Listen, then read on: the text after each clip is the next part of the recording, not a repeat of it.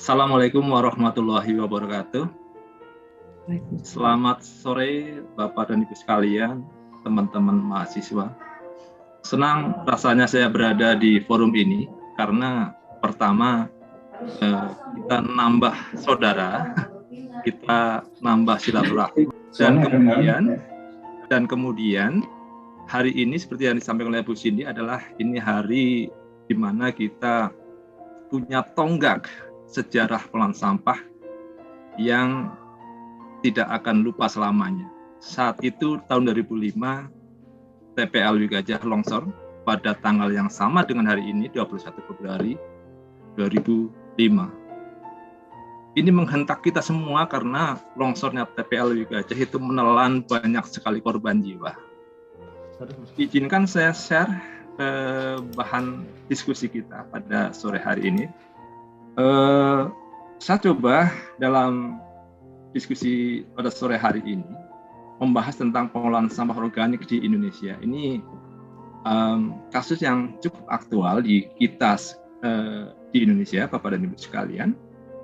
Isi pembahasan pertama adalah tentang komposisi dan timbulan sampah organik kita. Kemudian yang kedua adalah karakteristik sampah organik dan dampaknya terhadap lingkungan kalau tidak kita kelola, Bapak dan Ibu sekalian. Kalau kita sudah tahu komposisinya seperti apa, karakteristiknya seperti apa, maka kita akan bisa memprediksikan kira-kira bisa diapakan material organik itu. Bisa kita pulihkan menjadi apa, bisa kita daur ulang menjadi apa, bisa kita ubah menjadi produk yang bermanfaat seperti apa. Jadi menjadikan sampah organik menjadi sumber daya Bapak dan Ibu sekalian. Kemudian bagaimana status pengelolaan sampah organik di Indonesia? Ini kita lihat bersama-sama nanti Bapak dan Ibu sekalian statusnya seperti apa, dan kemudian pengelolaan sampah organik dari tingkat keluarga seperti apa, dari tingkat kawasan seperti apa, dan dari tingkat kota seperti apa. Jadi kalau kita melihat pengelolaan sampah di Indonesia, kemudian kita juga melihat sampah organiknya dikelola seperti apa, kita bisa melihat di 3 titik, di skala rumah tangga, di skala kawasan, dan di skala kota. Baik, saya lanjutkan Bapak dan Ibu sekalian. Kalau kita bicara tentang sampah organik, ini teman-teman mahasiswa ya, ini sebenarnya di dalamnya ada dua jenis sampah yang biasanya kita kelompokkan. Pertama adalah sampah makanan atau food waste, dan kemudian yang kedua adalah sampah daun-daunan, sampah rumput-rumputan, atau kita kenal sebagai sampah taman, green waste gitu ya. Bisa sampah dari taman kota, dari landscape, dari tebangan pohon, perawatan pohon di jalan, itu disebut sebagai green waste. Nah, kita di Indonesia, jumlah sampah organiknya baik food waste maupun green waste-nya itu sekitar 53,7%. Ini data dari KLHK yang saya ambil pada bulan Juni tahun 2021, tahun yang lalu. Nah, kalau kita asumsikan nih teman-teman sekalian, nih teman-teman mahasiswa, dengan jumlah timbulan sampah per orang per harinya itu 0,7 kg per hari, katakanlah penduduk kita Indonesia 250 juta, maka kita bisa menghitung secara sederhana bahwa timbulan sampah dari kita di seluruh Indonesia itu sekitar 63,9 juta ton. Nah, kalau kita lihat komposisinya yang organiknya 53,7%, maka bisa kita lihat bahwa sampah organik yang ditimbulkan oleh seluruh penduduk Indonesia itu 34,3 juta ton. Dan kalau kita lihat sampah makanannya atau food waste-nya itu sekitar 25,4 juta ton. Ini jumlah yang cukup banyak Bapak dan Ibu sekalian.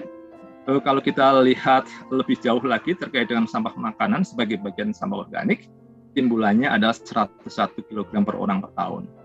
Nah, ada sebuah laporan nih yang sifatnya internasional, Bapak dan Ibu sekalian, sifatnya internasional, dari Economist Intelligence Unit. Ini yang membuat kita cukup kelabakan. Kita ini dituding sebagai penghasil sampah makanan terbesar yang kedua. Jadi ranking 2. Seperti halnya kita menduduki ranking kedua dalam timbulan sampah plastik yang kemudian mengalir ke laut gitu. Ini tentu bukan prestasi yang membanggakan.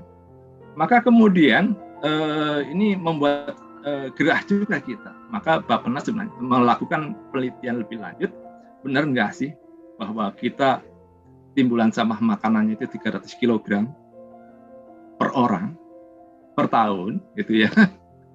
Nah, ini perlu teman-teman sekalian ketahui nih, teman-teman mahasiswa, kalau kita bicara tentang sampah makanan itu dalam kacamata Indonesia itu kadang-kadang agak nyaru, agak kalau di luar negeri atau terutama dalam bahasa Inggris yang namanya sampah makanan itu dibagi dua sebenarnya.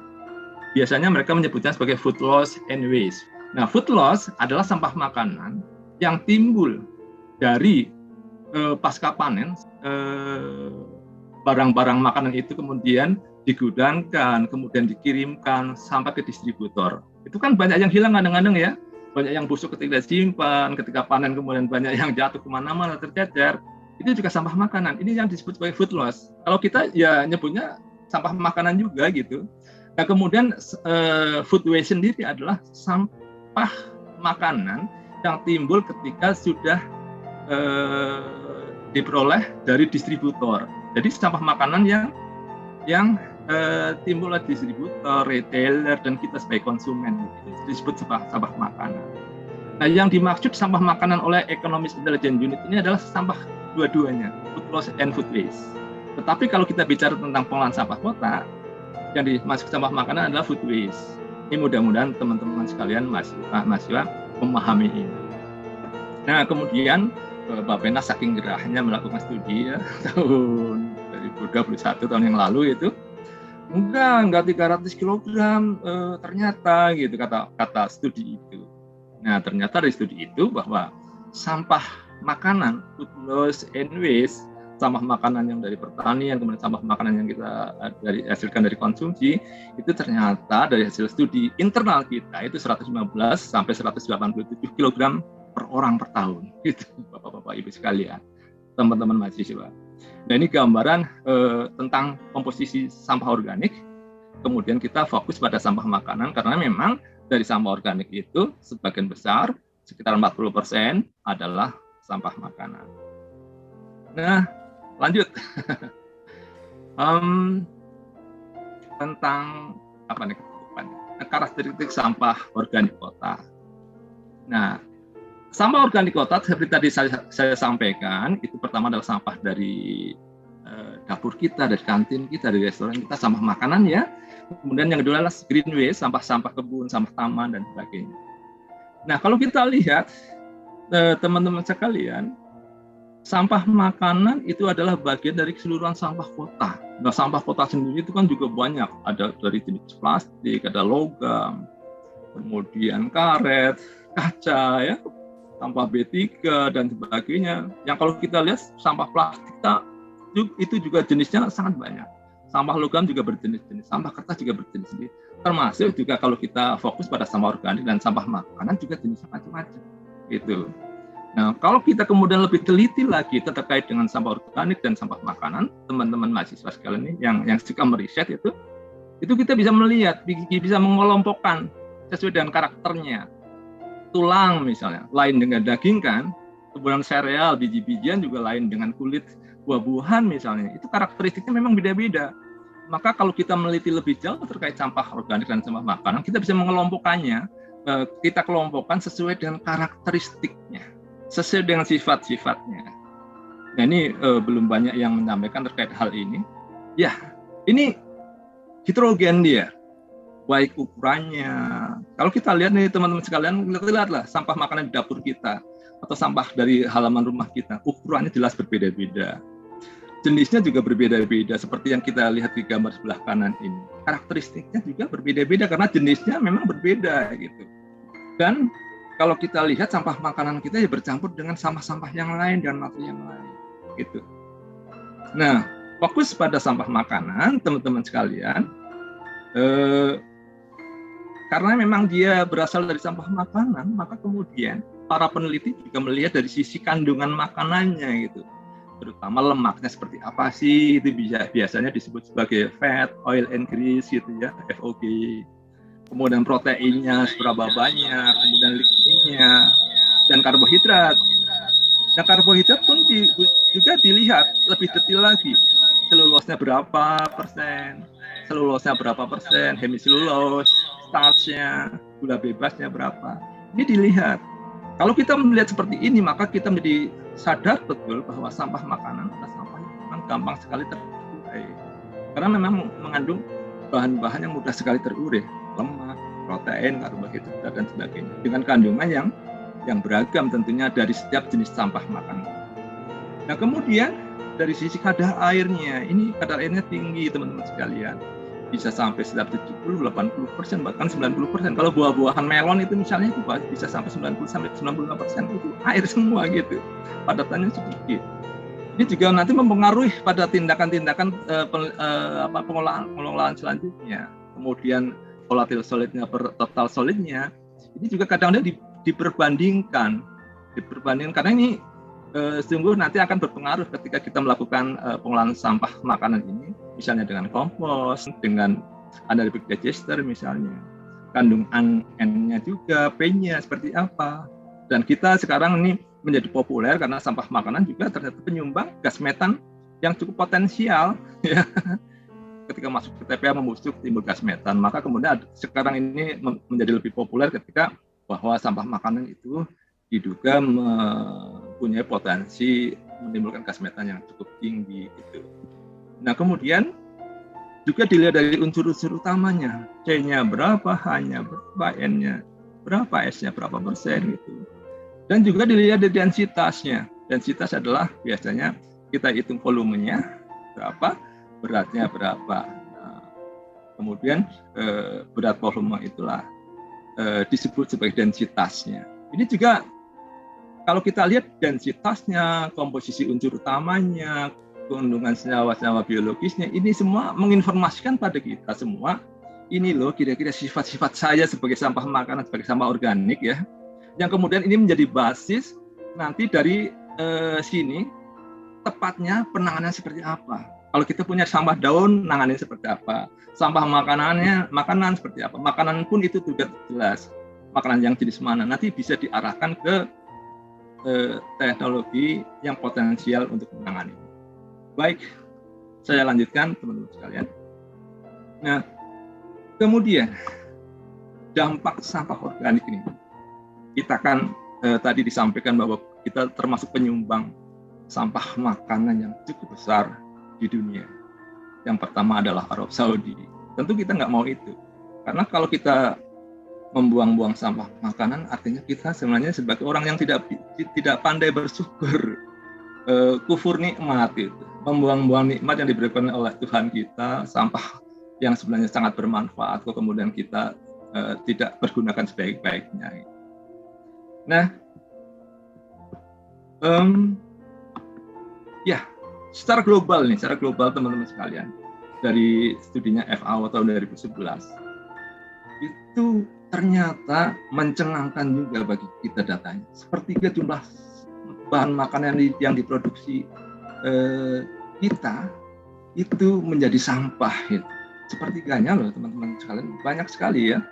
Mulai dari ketika pemanenan, kemudian pasca panen, mengeringkannya, menyimpannya, distribusi ke retailer, kemudian sampai ke kita, itu sepertiganya itu jadi sampah gitu.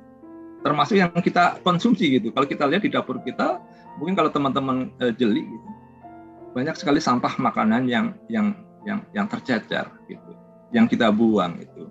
Nah, kemudian dampaknya itu bisa kita lihat nih dari sisi lingkungannya, kemudian dari sisi biaya lingkungannya, kemudian dari sisi biaya sosialnya.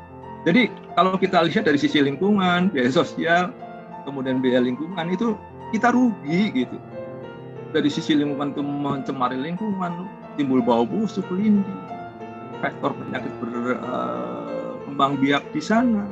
Kemudian timbul gas metan yang merupakan gas rumah kaca. Ya.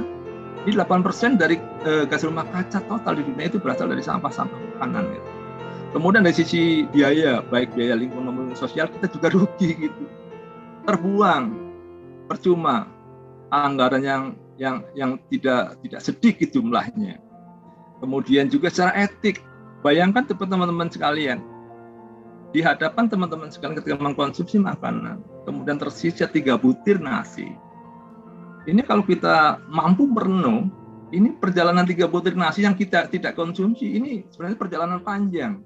Lintas waktu, lintas tempat, menguras energi, air, bahan kimia, dan tenaga petani. Ya, kebayang nggak teman-teman sekalian? Ketika petani mulai menggarap sawah, menanam padi, memanennya, mengeringkannya, kemudian dibawa ke tempat mesin penggilingan padi, sampai kemudian sampai ke Keramat Jati, pasar ini kemudian kita beli, kita masak di rumah, kita konsumsi. 3 butir nanti perjalanan sangat panjang. Jadi ini masalah etik yang kita harus perhatikan juga teman-teman sekalian. 1,3 gigaton makanan terbuang saat ini. Padahal dengan hitung-hitungan itu, dengan jumlah itu sebenarnya mampu menghidupi 795 juta orang yang kelaparan. Dan saat ini masih banyak saudara-saudara kita yang memerlukannya, terutama di belahan bumi Afrika sana. Nah, teman-teman sekali, itulah dampaknya gitu. Nah, kemudian Pak Penas juga menghitung nih dampak 20 tahunan sampah makanan dari hasil studi yang sama seperti yang kemarin itu. Jadi selama 20 tahun total emisi gas rumah kaca dari food loss and waste itu sekitar 1.702 metrik ton CO2 ekuivalen. Kemudian kehilangan ekonominya itu 4% sampai 5% PDB Indonesia. Cukup banyak jumlahnya ini. Kemudian kehilangan kandungan energi. Ini dapat memberi makan 61 sampai 125 juta orang.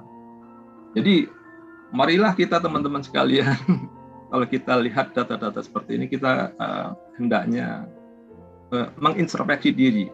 Oke lah, kita yang berada di sisi konsumen, ya kita jangan sampai menyia-nyiakan makanan yang dihidangkan di depan kita. Jangan sampai menjadi sampah yang tidak berguna.